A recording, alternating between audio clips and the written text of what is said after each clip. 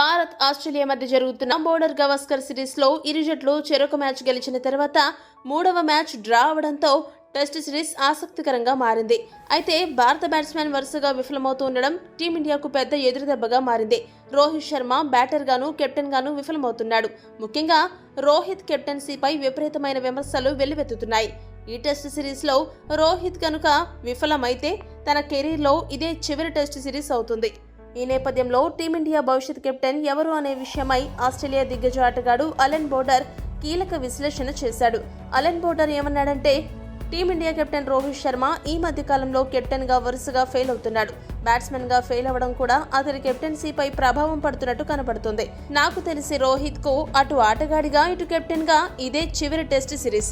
దీంతో భారత భవిష్యత్ టెస్ట్ కెప్టెన్ ఎవరు అనే చర్చ మొదలైంది. నాకు తెలిసి టీమిండియా టెస్ట్ కెప్టెన్ గా బుమ్రా పర్ఫెక్ట్ గా సరిపోతాడు. పెర్త్ టెస్ట్ లో బుమ్రా తనను తాను కెప్టెన్ గా నిరూపించుకున్నాడు. పర్ఫెక్ట్ గా ఫీల్డింగ్ సెట్ చేశాడు. బౌలింగ్ చేంజెస్ విషయంలో కూడా సమయస్ఫూర్తితో వ్యవహరించాడు. అతని బౌలింగ్ కూడా అద్భుతంగా ఉంది. బుమ్రా మణికట్టుతో బంతిని వదిలే స్థానం ఇతర బౌలర్లకు భిన్నంగా ఉంటుంది. విభిన్నమైన రన్అప్ తో వంగి బౌలింగ్ చేయడం వలన ఇతర బౌలర్ల కంటే కాస్త ఆలస్యంగా బంతిని వదులుతున్నాడు. అందుకే బుమ్రా బౌలింగ్ బ్యాటర్లకు అంతుపట్టడం లేదని అలెన్ బోర్డర్ పేర్కొన్నాడు. అలెన్ బోర్డర్ చెప్పినట్టు టీమిండియా భవిష్యత్తు టెస్ట్ కెప్టెన్ గా బుమ్రానే పర్ఫెక్ట్ గా సరిపోతాడా? మీ అభిప్రాయాన్ని కామెంట్ చేయండి. మరిన్ని స్పోర్ట్స్ అప్డేట్స్ కోసం మా ఛానల్ ను సబ్స్క్రైబ్ చేయండి.